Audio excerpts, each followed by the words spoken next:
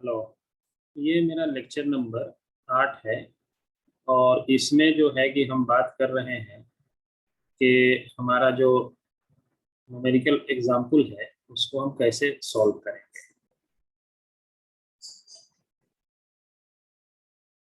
तो ये देखिए बहुत ही इंटरेस्टिंग हमारा क्वेश्चन है।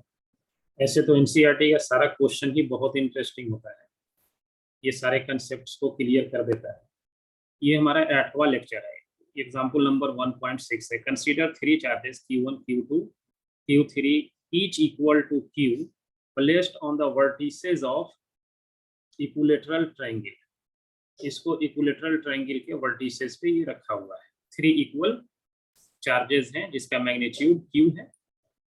उसके बाद क्या किया गया, इक्विलेटरल ट्रायंगल का जो लेंथ है साइड का ये L दे रखा है। What is the force on charge Q placed at the with the same sign placed at the centroid of the triangle as shown। Triangle के सेंट्रॉइड पे जो Q चार्ज रखा हुआ है उसका जो है कि मुझे निकालना है कि उस पे फोर्स कितना एक्ट करता होगा अगर हम इसका भी मैग्नीट्यूड, इसके चार्ज का जो मैग्नीट्यूड है वो मैग्नीट्यूड वही रखा जाए जो इधर के चार्ज का मैग्नीट्यूड है। यानी Q का पॉजिटिव है तो ये भी पॉजिटिव होगा, अगर ये Q सारे निगेटिव है तो ये भी निगेटिव होगा। तो जो भी मैग्नीट्यूड इसका है वही। अब इसमें देखिए बहुत ही इंटरेस्टिंग चीज है कि अब कहाँ रखा हुआ है, सेंट्रॉइड पे। तो ये वाला जो डिस्टेंस होगा AO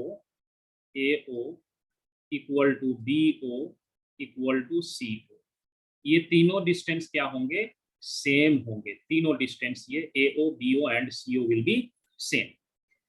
अब इसके और इसके बीच मुझे क्या करना है, फोर्स निकालना है। देखिएगा ध्यान से, ये इसके और इस चार्ज के बीच फोर्स निकालना है। तो ये दोनों चार्ज को अगर हम सेपरेट कर दें, यहाँ पे ये एक चार्ज एक दूसरा, यहाँ पे कैपिटल Q है और ये Q है। ध्यान रखना है कि ये चार्ज का फोर्स मुझे इस पे निकालना है, ये ध्यान रखना है।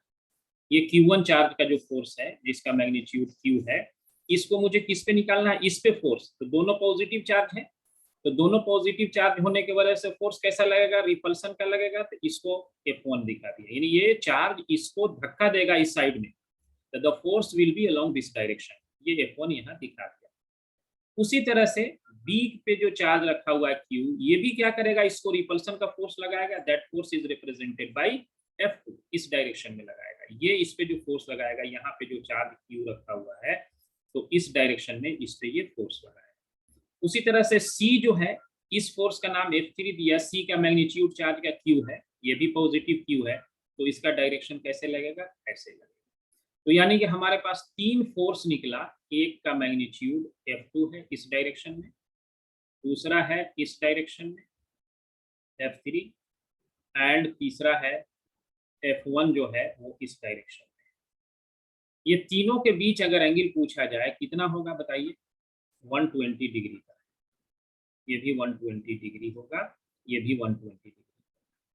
अब फोर्स का फिर कूलम्ब्स लॉ से फोर्स इक्वल टू F1 की बात अगर हम करें, F1 कहाँ पे है, ये फोर्स है। तो K Q1 Q divided by distance का स्क्वायर। डिस्टेंस यहाँ क्या है, AO का स्क्वायर।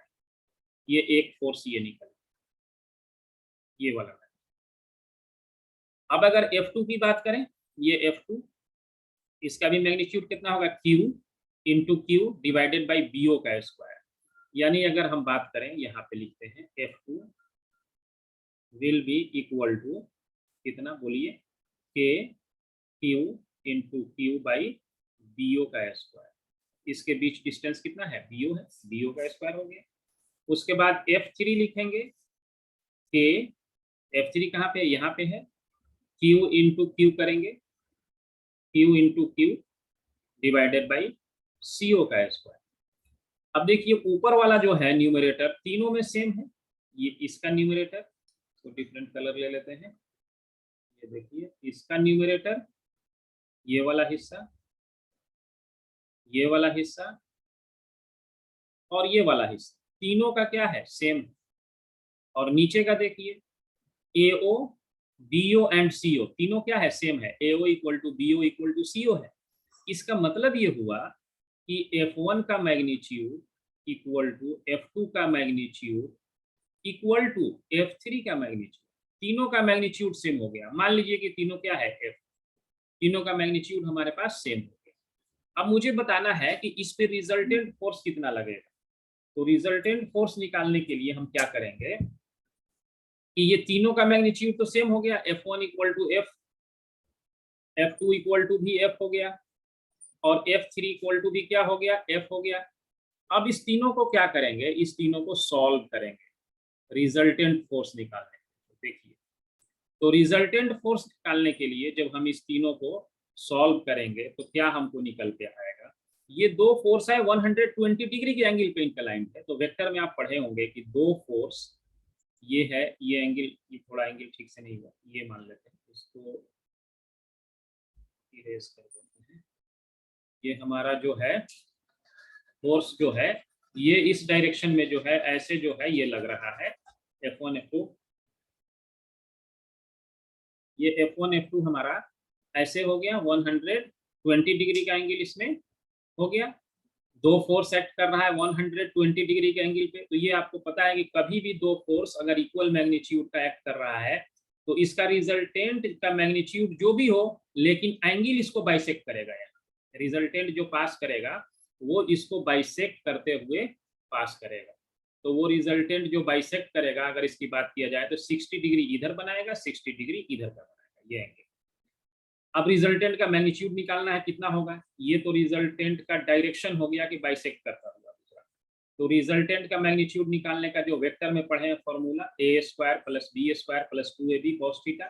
तो a भी यहाँ f है तो f का स्क्वायर, b भी f है तो f का square plus 2ab f into f cos 120 degree. cos 120 degree का वैल्यू कितना होता है, -1/2, इसका वैल्यू होता है -1/2। तो जब इसको सॉल्व करेंगे तो ये और ये कैंसिल हो जाएगा, -1/2 हुआ, ये 2 से 2 कट गया, यहाँ -f square plus f square cancel हो गया। अब यहाँ पे रूट अंडर f स्क्वायर है तो इसका रूट क्या होगा, f, यानी कि रिजल्टेंट का भी मैग्नीट्यूड कितना होगा, f ही होगा। यानी हमारे पास जो रिजल्टेंट निकला उसका मैग्नीट्यूड दो फोर्स का, इसका मैग्नीट्यूड f होगा। अब अगर इसमें ध्यान से देखा जाए, ये वाले डायग्राम पे आते हैं, ये F2 था, ये F3 है, तो इसका मैग्नीट्यूड दोनों का सेम है, इसका भी मैग्नीट्यूड f है, इसका भी मैग्नीट्यूड f ही है, और इसका जो रिजल्टेंट निकला इसका भी मैग्नीट्यूड f ही है। आइए, ऑलरेडी यहाँ जो इसका मैग्नीट्यूड है वो f है। तो दो फोर्स इक्वल और अपोजिट है, ये वाला ये तो इस दोनों के रिजल्टेंट की वजह से ये प्रोड्यूस हुआ, तो इसका भी मैग्नीट्यूड f है, नीचे वाले का f है। तो इस पे नेट फोर्स कितना हो जाएगा, f नेट, ये it will be 0, total net force इस पे 0 हो जाएगा। ध्यान रखिए, ये तभी 0 मिल रहा है जब ये तीनों चार्ज का मैग्नीट्यूड और यहाँ के चार्ज का जो मैग्नीट्यूड है वो दोनों सेम है। यानी अगर ये सब पॉजिटिव है, ये भी पॉजिटिव है, ये निगेटिव है तो ये भी निगेटिव है। ओके, इसके बाद अब 1.7 नेक्स्ट लेक्चर में हम देखेंगे।